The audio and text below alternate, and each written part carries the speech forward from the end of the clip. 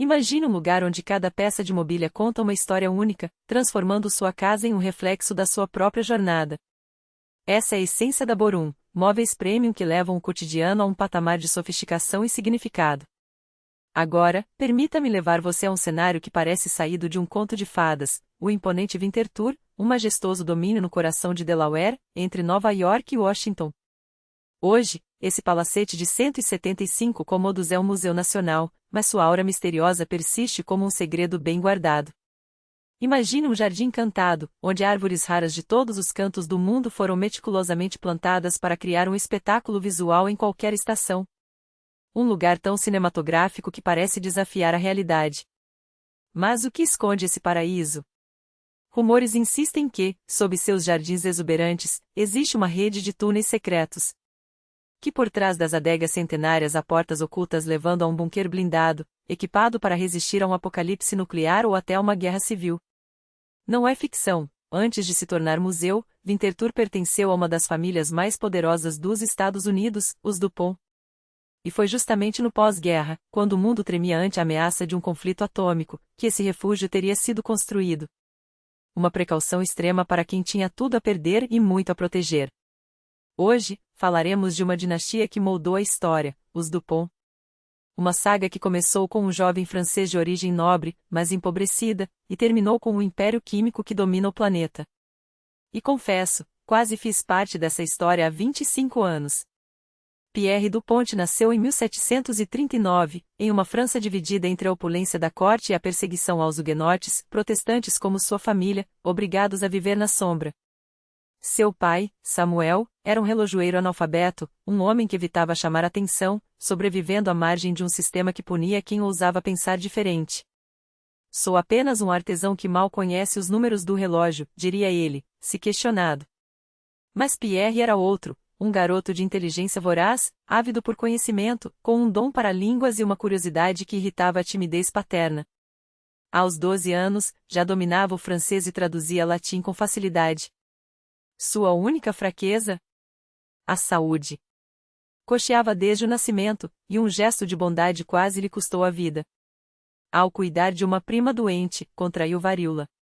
Os médicos o deram por morto, sua mãe até começou os preparativos para o enterro.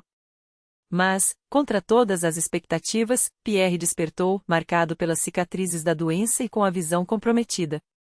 Foi um sinal, escreveria mais tarde, como se o destino o tivesse escolhido para algo maior. Após a morte da mãe, no entanto, sua vida desmoronou. Rebelde, abandonou o ofício do pai, mergulhou em noites de excessos, frequentou bordéis e se perdeu em devaneios literários. Até que um dia, após uma surra brutal do pai, foi expulso de casa. Um jovem aleijado, quase cego, sem um tostão, vagando pelas ruas de Paris. Quem imaginaria que aquele rapaz se tornaria uma figura central na corte francesa e, depois, o patriarca de um dos maiores impérios industriais do mundo? Mas Pierre não se deixou vencer. Em vez de sucumbir, desafiou o próprio destino. Retomou o trabalho com relógios, não por submissão, mas por orgulho. Estudou economia à exaustão, escreveu tratados que chamaram a atenção de gigantes como Voltaire e Turgot. Seu primeiro livro, sobre a nova ciência da fisiocracia, foi aclamado como a obra mais completa do gênero. E tudo isso enquanto, às escondidas, presentearia o pai com um relógio de sua autoria, gravado com as palavras, feito pelo filho de Dupont, dedicado ao pai. Uma ironia cruel, Samuel, analfabeto, nem pôde ler a homenagem.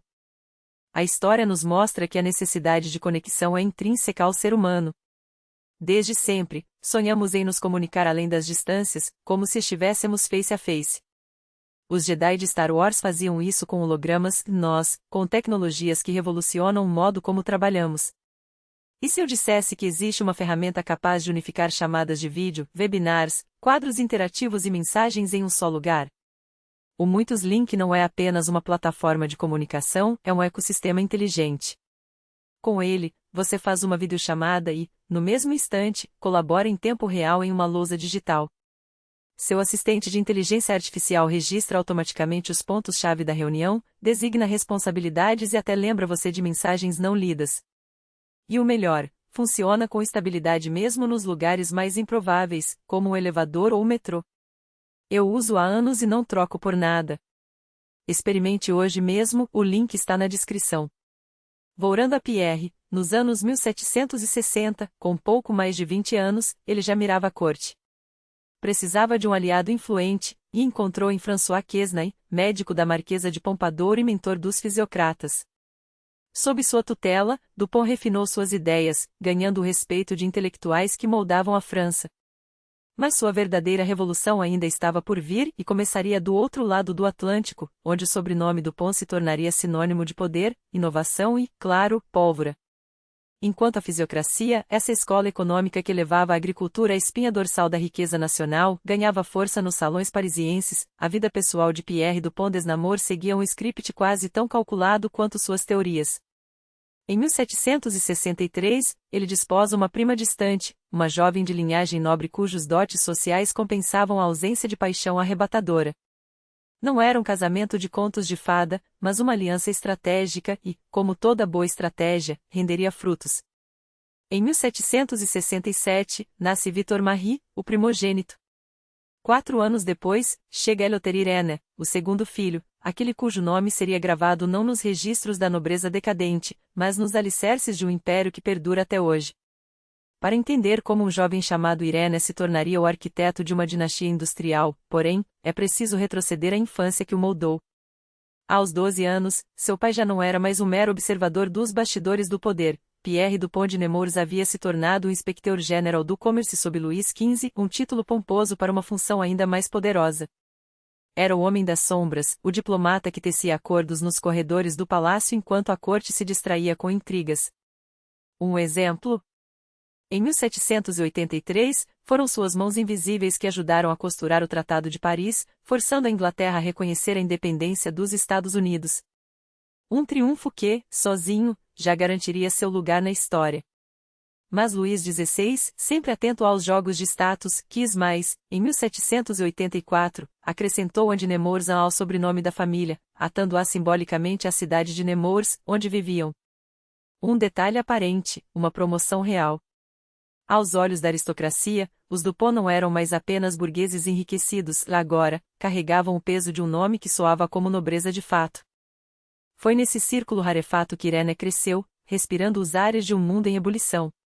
Aos 14 anos, ingressou no prestigioso Collège de France, onde as mentes mais brilhantes da época debatiam desde a alquimia até os primeiros vislumbres da química moderna.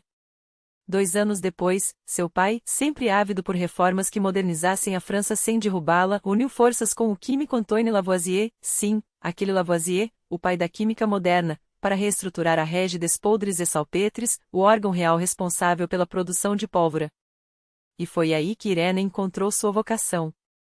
Contratado como aprendiz nas fábricas de pólvora, o jovem não se limitou a seguir ordens, mergulhou nos segredos dos explosivos, conduziu experimentos audaciosos e, acima de tudo, aprendeu que o conhecimento, quando aplicado sem amarras, poderia ser tão potente quanto a própria pólvora que manipulava. Enquanto isso, a França ardia. Irene, aos 18 anos, testemunhou a queda da Bastilha em 1789 não como um mero espectador, mas como filho de um homem que tentava navegar entre 2 fogos. Pierre Dupont de Nemours, embora crítico dos excessos da monarquia, também repudiava o radicalismo sangrento dos revolucionários. Sua solução: entrar para a Assembleia Constituinte, o novo órgão encarregado de redigir uma constituição que, em teoria, traria ordem ao caos. Irene ouvia cada discurso do pai, absorvendo lições que iam além da política. É difícil acreditar que bastava ser rico para se tornar nobre, e bastava ser nobre para deixar de pagar impostos, trovejava Pierre em um dos debates. Há apenas um meio de evitar os impostos: enriquecer. Ou então, quem não possui propriedade não faz parte da sociedade. Frases que soavam como profecias ou como manual de um futuro magnata. Mas a revolução, como um incêndio descontrolado, não pouparia nem mesmo os moderados. Luís XVI e Maria Antonieta caíram sob a lâmina da guilhotina. A família Dupont, outrora intocável, viu seu mundo desmoronar, negócios confiscados, propriedades saqueadas, o nome que tanto custará a construir agora manchado pelo estigma de aristocrata. Por 5 anos, sobreviveram à margem do terror, até que, em 2 de outubro de 1799, embarcaram em um navio com destino à América. Não era uma fuga desesperada, afinal, levaram consigo mobília, pratas, um piano e o equivalente a 200 mil francos em ouro.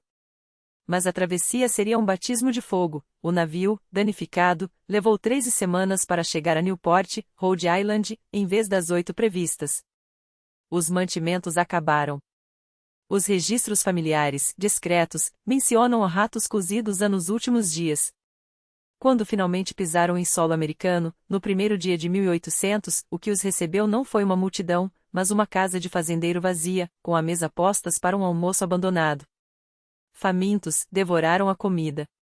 Deixaram uma moeda de ouro no lugar, um gesto de honra em meio ao desespero. Talvez aqueles fazendeiros nunca tivessem visto tanto dinheiro de uma só vez.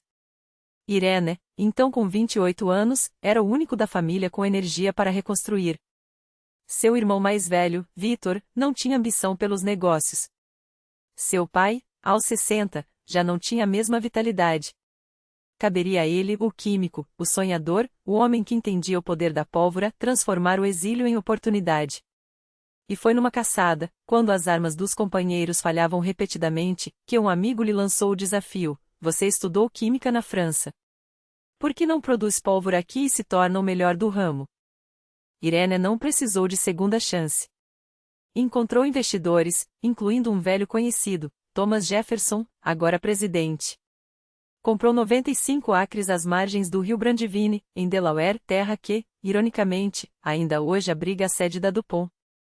Em vez de erguer uma única fábrica monumental, construiu pequenas unidades dispersas. Se uma explodisse, e explodiram, as outras continuariam funcionando.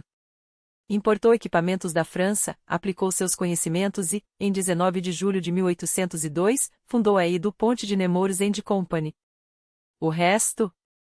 Bem, o resto é a história de como um refúgio se tornou um império e como a pólvora, literal e metaforicamente, redefiniria o significado do nome DuPont. Mas a sorte, como sempre, sorriu para os DuPont quando mais precisavam. O terceiro presidente dos Estados Unidos, Thomas Jefferson, não era apenas um visionário político, mas um homem que entendia o valor estratégico de um negócio como o de Eleuthère.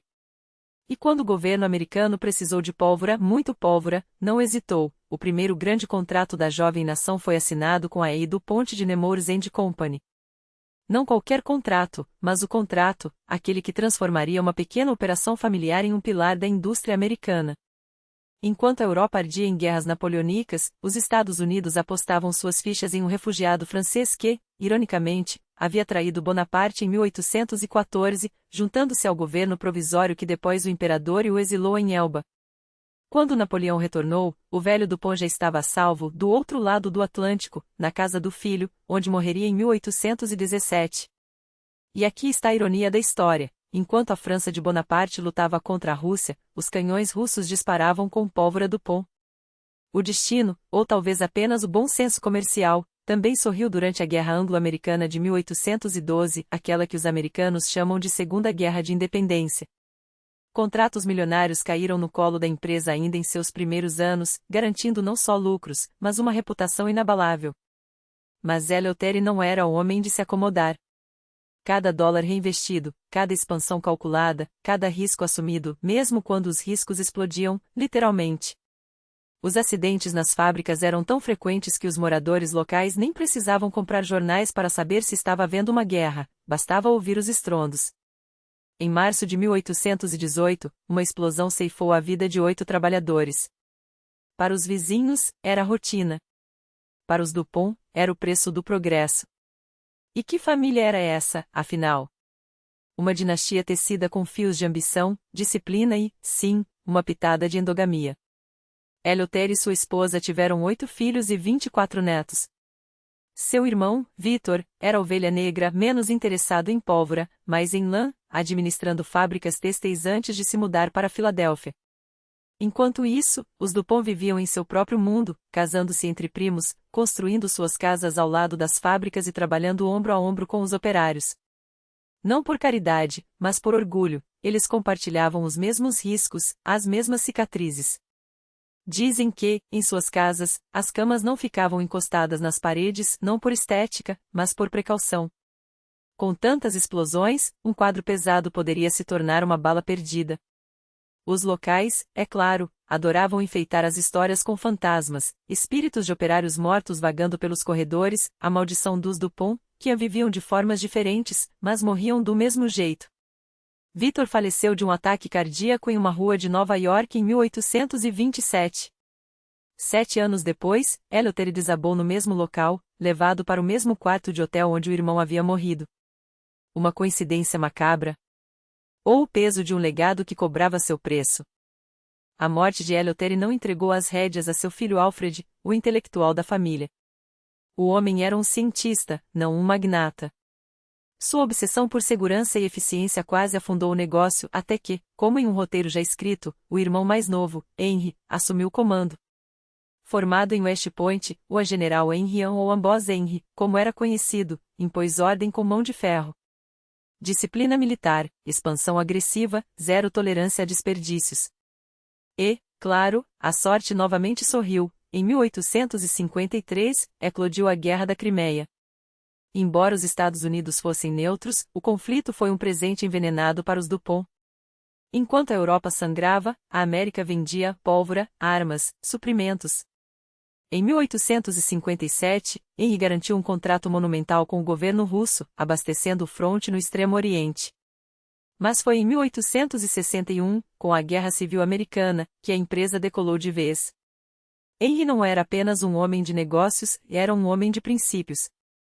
Republicano ferrenho, aliado de Abraham Lincoln, recusou-se a vender um grão de pólvora aos confederados. Todo o estoque foi para o norte e os Dupont colheram contratos que fariam inveja a qualquer magnata. Mas o general não parou por aí.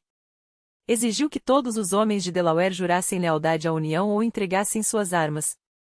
Enquanto os canhões rugiam, as fábricas Dupont trabalhavam sem parar, revolucionando não só a produção, mas a própria ciência por trás dela. Novas usinas surgiram na Califórnia. Concorrentes foram engolidos. O império crescia. E então veio Lamothe, o herdeiro brilhante, o químico genial que patenteou o pó de soda e parecia destinado a levar a empresa a novos patamares. Alto, carismático, o favorito da família até que, em 1884, uma visita de rotina a uma fábrica de dinamite em Nova Jersey se tornou sua sentença. Um experimento com nitroglicerina. Um erro. Uma explosão. Aos 53 anos, Lamothe deixou para trás uma viúva e 9 filhos. 5 anos depois, o general Henry também partiu, depois de uma longa doença. E assim, uma dinastia que havia sobrevivido a guerras, traições e explosões enfrentou seu maior desafio: quem assumiria o legado? A resposta, por um tempo, foi Eugene, um químico tranquilo, mais interessado em tubos de ensaio do que em balanços financeiros. Sob seu comando, a empresa não cresceu, apenas sobreviveu. Até que, em 1902, Eugene morreu. Os parceiros seniores, sem herdeiros à altura, decidiram vender. O comprador? Ninguém menos que a Flint Irene, a maior concorrente, disposta a pagar $12 milhões pelo negócio. O acordo parecia feito. Até que 3 jovens Dupont, Alfred, Thomas e Pierre Samuel, se levantaram. E Alfred, com a frieza de um estrategista, anunciou: eu mesmo comprarei a empresa. E ela permanecerá Dupont. Resgatar um império com nada além de ambição e um sobrenome? Um gesto ousado, quase insensato. Mas Alfred Dupont não era homem de meias medidas. O conselho lhe deu uma semana para arranjar $12 milhões, uma fortuna que nem os bancos mais poderosos emprestariam a um jovem de 30 anos, por mais ilustre que fosse seu sangue. Seu único capital? A teimosia de quem carrega no peito o peso de um legado e a certeza de que nasceu para comandá-lo. Ele não estava sozinho. Convocou seus primos, Thomas, o carismático, e Pierre, o calculista. Thomas, com seus bigodes escuros e sorriso de conquistador, era a alma das festas em Kent County, mas por trás da fachada de bom vivant escondia-se um negociador implacável. Sua condição para entrar na jogada? Se der certo, eu quero a presidência. Alfred, que já via o tabuleiro inteiro, aceitou sem pestanejar. Afinal, precisava de um rosto para vender o sonho. Mas faltava o cérebro. Esse papel coube a Pierre Samuel Dupont, o primogênito daquele mesmo Pierre que morreu carbonizado na explosão da fábrica de dinamite.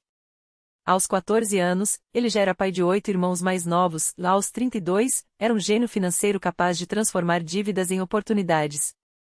Enquanto Alfred queimava de paixão pelo negócio e Thomas encantava os acionistas com promessas, Pierre friamente desmontava os números e descobria a brecha que salvou tudo.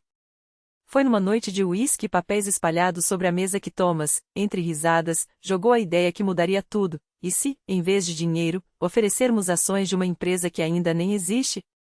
O plano era audacioso ao ponto de ser absurdo, trocar uma fortuna em cash por pedaços de papel sem lastro. Mas era sua única carta. Quando o conselho se reuniu novamente, os 3 jovens apresentaram sua proposta, basicamente, vendendo ar. E, contra todas as probabilidades, os velhos magnatas, talvez movidos por nostalgia ou pela sombra de Eugênie Dupont, murmuraram: demos uma chance aos meninos. Assim nasceu a trindade que reescreveria a história. Pierre, o estrategista, transformava riscos em ativos. Alfred, o visionário, guardião dos segredos de produção e de um carisma capaz de dobrar até os mais céticos, não à toa, era fã ávido de Houdini, o mestre das ilusões. Thomas, o encantador, cuja lábia fazia com que até os concorrentes da Flint e Irene, os mesmos que tentaram engolir a Dupont, acabassem aceitando o mesmo truque, ações em vez de dinheiro. Em meses, a empresa que estava à beira do colapso virou a rainha absoluta do mercado de explosivos nos Estados Unidos. O poder, porém, exige um preço. E Alfred pagaria o seu com moeda de sangue e traição. Em 1910, enquanto a Dupont dominava 75% do mercado de pólvora, ele ergueu Nemours, um palácio de 77 cômodos em estilo Luís XV, um tributo à França que seus antepassados foram obrigados a abandonar. Mas as paredes douradas escondiam fraturas.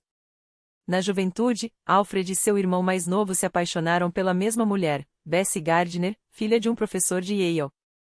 Ele a conquistou com promessas de riqueza e status. O irmão, humilhado, afundou no álcool e acabou se matando com um tiro. Um casamento nascido de uma traição não poderia durar.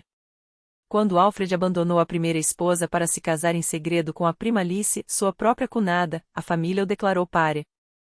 Nemours, então, virou sua fortaleza, cercada por muros com cacos de vidro no topo, como ele mesmo ironizou, para manter longe os Duponts indesejados. A guerra entre os primos explodiria em 1915.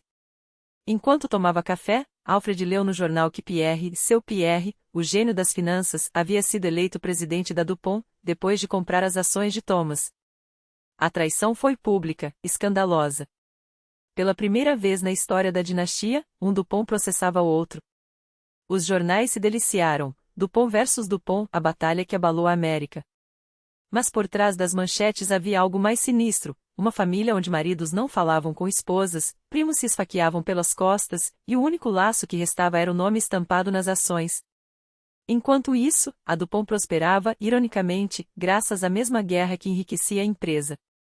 Pierre, à frente dos negócios, transformou linhas de produção que fabricavam 500 toneladas de munição por mês em máquinas capazes de vomitar 500 toneladas por dia.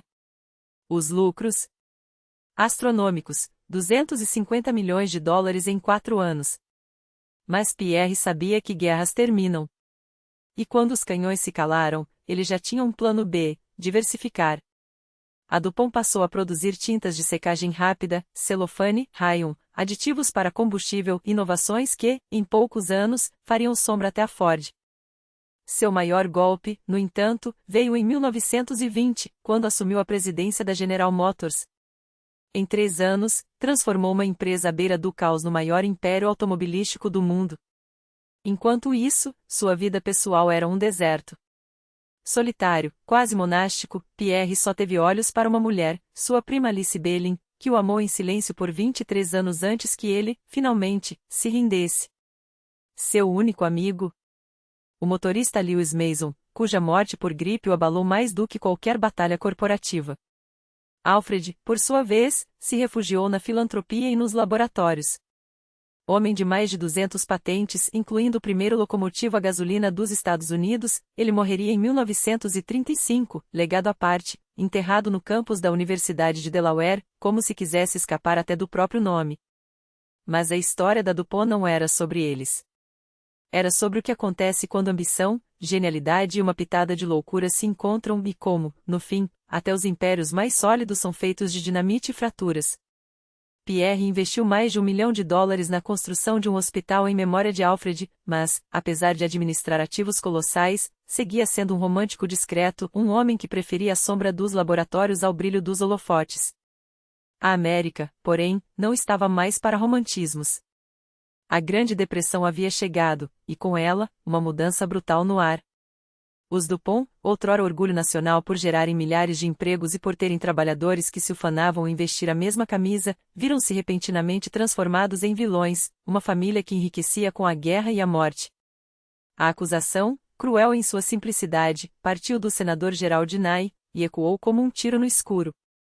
Tudo começou na primavera de 1934, quando um comitê especial do Senado iniciou uma caçada implacável aos ambarões da pólvora. Os Dupont, é claro, estavam no topo da lista. Nye os acusou de conspirar para arrastar os Estados Unidos à Primeira Guerra Mundial, manipulando o destino de nações como se fosse um jogo de xadrez com peças humanas. 3 membros da família, Pierre, Irene e Lamotte, foram convocados a depor. Mas foi Irene quem roubou a cena. Sentado diante dos senadores, fumando seu cachimbo com uma calma que beirava o desdém, ele soltou uma frase que cortou o ar como uma lâmina: sem a Dupont, os aliados teriam perdido a guerra. O comitê passou quase 2 anos revirando documentos, interrogando testemunhas, buscando uma falha, uma prova. Não encontrou nada. E mesmo assim, o dano estava feito. Em plena depressão, com o país afundado em desespero, a reputação dos Dupont foi arrastada pela lama da suspeita.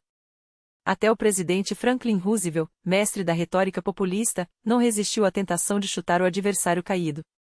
Não acredito que devamos permitir a alguns círculos influentes transformar metade da população americana em carne de canhão, declarou, jogando lenha na fogueira.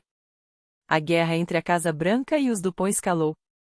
Membros da família se aliaram à Liberty League, um grupo ultraconservador cujo único objetivo era derrubar Roosevelt. Mas o destino, irônico como sempre, preparava um plot twist digno de Hollywood. Em 1936, Franklin Roosevelt Jr., filho do presidente, anunciou seu noivado com Ethel Dupont, uma herdeira tão bela quanto inteligente, uma mulher que parecia saída de um romance de Fitzgerald. O casamento foi um espetáculo de tensões mal disfarçadas. Enquanto o noivo e a noiva trocavam juramentos com sorrisos radiantes, o resto dos convidados se esgueirava pelos cantos, evitando olhares. Um dos Dupont mais velhos, segundo relatos familiares, apertou a mão de Roosevelt pai e soltou, com um sorriso cortês: "Senhor presidente, sou seu inimigo jurado. Mas, como o senhor pode ver, não tenho chifres, nem rabo, nem cascos. Hoje, sou seu amigo." O presidente riu. Era o tipo de cena que só a vida, ou um roteirista muito bom, poderia inventar. O casamento, porém, não teve final feliz. Juntos, duraram até 1949. Em 1965, Ethel, após anos de tratamento psiquiátrico, tirou a própria vida. A tragédia pessoal, no entanto, não freou o império. Sob o comando de Lamotte Dupont, a empresa expandiu seus tentáculos para além da pólvora. Ele não tinha o perfil de um magnata, andava de bicicleta para o trabalho, vivia sem ostentação, como um professor distraidamente brilhante. Mas foi ele quem, em 1939, investiu $27 milhões em um projeto que mudaria tudo. Não era um foguete, nem um tanque. Era algo muito mais revolucionário: o nylon. Quando os primeiros pares de meias de nylon chegaram às lojas em 1940, foi um terremoto. Mais baratas, mais resistentes e infinitamente mais sedutoras que as de seda, elas se esgotaram em questão de horas, 750 mil pares vendidos no primeiro dia. O nylon não era apenas um produto, era um símbolo. A Dupont, que antes vendia morte, agora vendia desejo. E não parou por aí: teflon, neoprene, borracha sintética, resinas acrílicas. Nos anos 1940, a empresa não era mais a maior companhia química dos Estados Unidos. Era a maior do mundo. Os Dupont haviam descoberto algo ainda mais lucrativo que a guerra: a paz. Ou melhor, o que as pessoas consumiam na paz. Mas a história, é claro, não os deixaria escapar tão facilmente. Quando a Segunda Guerra Mundial explodiu, o governo americano bateu à sua porta com um pedido impossível de ignorar: ajudar a criar a arma que encerraria todas as guerras. A bomba atômica. Eles resistiram. Os escândalos da Primeira Guerra ainda ardiam como uma cicatriz. Mas, no fim, cederam não por ambição, mas por uma espécie de dever patriótico distorcido. Construíram a planta de Hanford, no estado de Washington, onde o plutônio seria produzido. Um projeto faraônico, custando 350 milhões de dólares. E quando tudo terminou, quando a conta foi feita, o lucro da DuPont foi de exatos $1. Eles renunciaram a todas as patentes, saíram do programa atômico e lavaram as mãos. Isso aqui vai nos perseguir, devem ter murmurado. E tinham razão. Em 1949, o Departamento de Justiça dos Estados Unidos processou a empresa por violação das leis antitruste, acusando-a de monopolizar a General Motors. O julgamento arrastou-se por 13 anos, enriquecendo advogados e esgotando paciências. Em 1962, a DuPont foi obrigada a se desfazer de suas ações na GM. LaMotte morreu de ataque cardíaco em 1952. Pierre seguiu 2 anos depois. Irene, em 1963. A era dos DuPont no comando havia terminado. A família ainda detinha ações, mas ninguém mais queria dedicar a vida à empresa como outrora. Nos anos 1970, a companhia, agora nas mãos de executivos sem sobrenome ilustre, tentou se reinventar. Comprou uma petrolífera, expandiu para farmacêutica, eletrônica, agricultura. Mas cada década trouxe seu próprio apocalipse. E o pior deles não veio dos números, mas da terra envenenada. Em 2001, moradores de Parkersburg, na Virgínia Ocidental, moveram uma ação coletiva contra a DuPont. Seus poços estavam contaminados com PFOA, o químico eterno usado na produção de Teflon. Câncer, doenças renais, defeitos congênitos, a lista de horrores era longa. O processo durou 16 anos.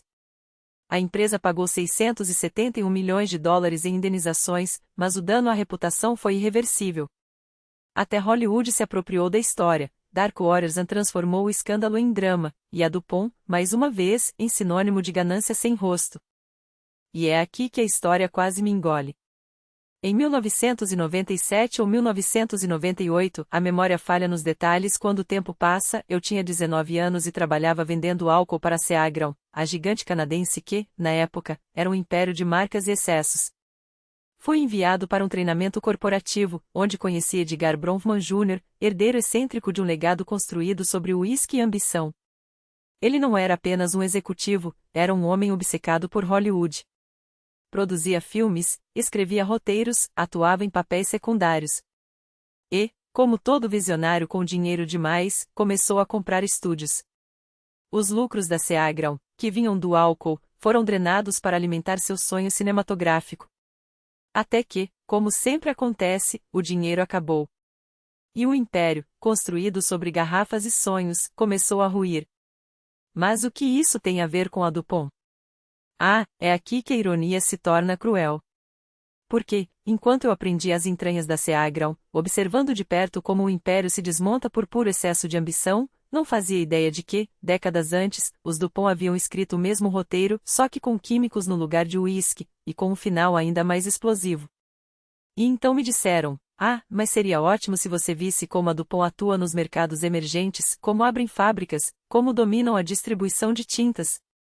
Afinal, na Rússia, o negócio ainda está engatinhando, não é? Eu só balancei a cabeça, sem entender a conexão. Até que descobri, a Seagramon, minha ex-escola de desastres corporativos, detinha 24,3% da DuPont. Quase um quarto da gigante química. E essa fatia? Responsável por 70% dos lucros da Seagramon. Um único investimento bancando um império de uísque. Quase fui parar na DuPont não por mérito, mas por um capricho do destino, ou melhor, por um capricho de Edgar Bronfman, que preferiu queimar dinheiro em Hollywood a segurar a joia da coroa. E essa história, meus amigos, merece um capítulo à parte. Porque quando a Seagramon vendeu sua participação na DuPont para financiar a obsessão cinematográfica de Bronfman, não foi só um erro, foi o golpe de misericórdia. A empresa que dominou o mercado de bebidas por décadas foi esfacelada, vendida em pedaços para a Diageo e a Pernod Ricard. Hoje, a Seagramon existe apenas como fantasma, uma marca licenciada aqui e ali. O império que sobreviu à Lei Seca, à Grande Depressão e a guerras mundiais ruiu por um sonho de celuloide. Mas voltemos aos Dupont. Enquanto a Seagron se afogava em dívidas, a família que inventou a pólvora moderna, literalmente, seguia seu caminho em silêncio. Os Dupont não gostavam de holofotes. Preferiam agir nas sombras, como quem move peças em um tabuleiro global. Até que, em 1986, Pierre Dupont IV decidiu quebrar o protocolo. Espero ter honrado tanto o nome quanto as oportunidades, declarou ao anunciar sua candidatura à presidência dos Estados Unidos. Sua plataforma: teste de drogas em escolas, voucher educacional, fim das subsídios agrícolas, um coquetel de ideias que soava mais como um manual de CEO do que de estadista. O resultado: penúltimo lugar nas primárias de New Hampshire. Os eleitores não queriam um tecnocrata, queriam um líder. Pierre voltou para Delaware com o rabo entre as pernas, mas a Dupont seguiu adiante, indiferente à rejeição. O verdadeiro escândalo, porém, veio uma década depois. E não foi nos laboratórios ou nas salas de diretoria, mas em Foscachere Farm, a propriedade de John Dupont e bisneto do fundador, filantropo, ornitólogo, filatelista e, acima de tudo, um homem doente. Obsessivo, paranoico, violento.